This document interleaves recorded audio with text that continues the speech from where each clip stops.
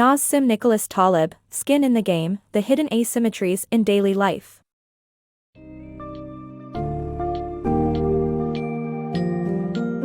Dive into the intriguing world of Nassim Nicholas Taleb's Skin in the Game, The Hidden Asymmetries in Daily Life. This compelling book explores the significance of having skin in the game, taking personal risks and being directly involved in the consequences of one's decisions. The concepts of minority rule, information asymmetry, and societal behavior are critically examined, providing valuable insights into the way transactions and interactions take place in our daily lives. Through fascinating examples and powerful anecdotes, this summary will open your eyes to the ethical implications of actions in a commercial world, and the consequences of not having skin in the game.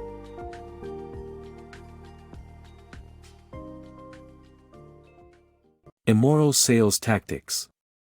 The ancient Roman myth about fishermen who disguised a disaster as a delicacy and coerced a god to eat it, is a lesson modern sales personnel should heed. Contemporary financial traders often use underhand tactics. They sell unwanted stocks as a great portfolio addition. This deception is disguised as well-intentioned advice, which is immoral because traders hide vital information about their motives.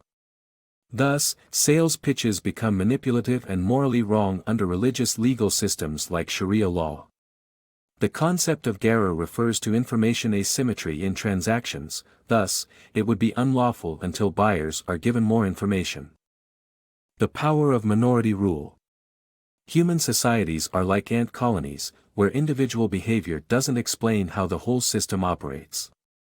Societal behavior is determined by interpersonal interactions that follow simple rules with bizarre consequences, such as minority rule.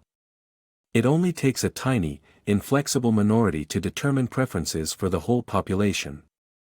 This phenomenon occurs when the majority is more flexible than the minority. Companies seeking to change consumer behavior often make the mistake of ignoring the concept of minority rule, as exemplified by the failure of big agricultural corporations to persuade Americans to eat genetically modified food. The inflexible minority still rules. Modern-day Gyrovagues. In the 5th century, there existed a group of monks called Gyrovagues. These monks were unlike the rest since they belonged to no particular monastic group and roamed Europe, living off the kindness of townspeople. The church disliked the Gyrovagues because it couldn't control them, so it worked hard to introduce rules that would curb their freedom. This has a striking resemblance to modern-day companies and how they strive to control their employees.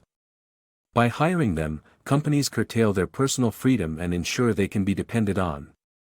Unfortunately, many people have been conditioned to obedience, and their personal identities are intrinsically tied to the companies they work for.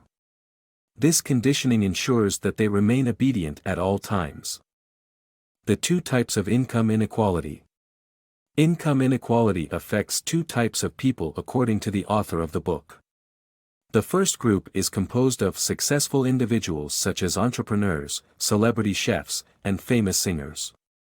The second group includes wealthy bankers, chief executives, and bureaucrats. Surprisingly, society tends to accept the wealth of the first group but not the second.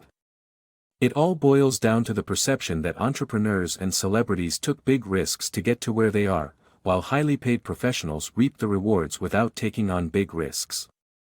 This explains why working-class Americans view entrepreneurs and celebrities as role models, while they resent highly paid professionals such as chief executives and bureaucrats.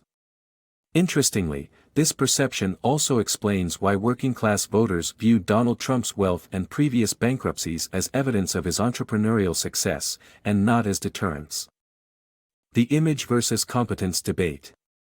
Image reigns supreme in professions with less skin in the game, such as CEO recruitments.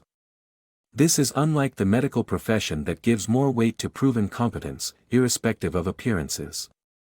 For instance, while a good-looking doctor will be esteemed based on her success record, a CEO could earn the same position by solely impressing the recruiters with a polished image.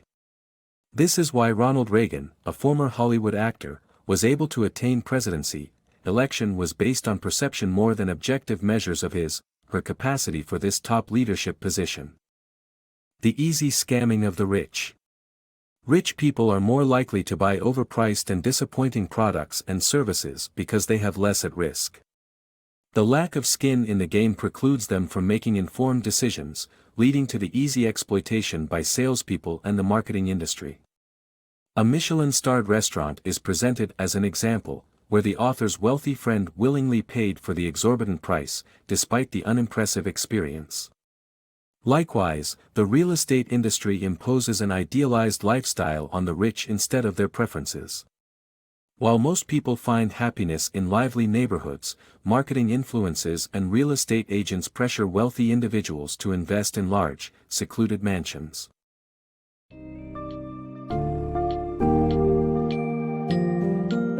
In this book's summary of A Skin in the Game, The Hidden Asymmetries in Daily Life by Nassim Nicholas Taleb, we have delved into the significance of personal risk and stakes in decision-making processes. The importance of understanding how society operates as a whole, rather than through individual components, is highlighted in discussions of minority rule and information asymmetry. By examining various examples from daily life, from celebrity wealth to fancy restaurants, Taleb emphasizes the need for individuals to have skin in the game in order to make ethical and responsible choices. Use this knowledge to better understand the world around you and appreciate the weight of your decisions.